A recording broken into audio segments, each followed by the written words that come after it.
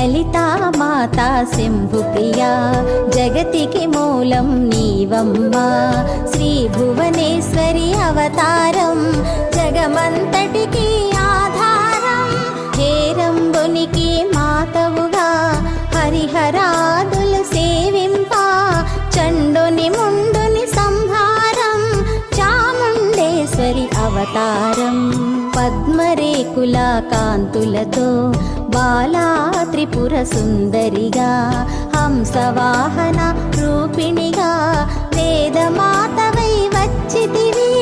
శ్వేత వస్త్రము ధరించి అక్షరమాలను పట్టుకొని భక్తి మార్గము చూపి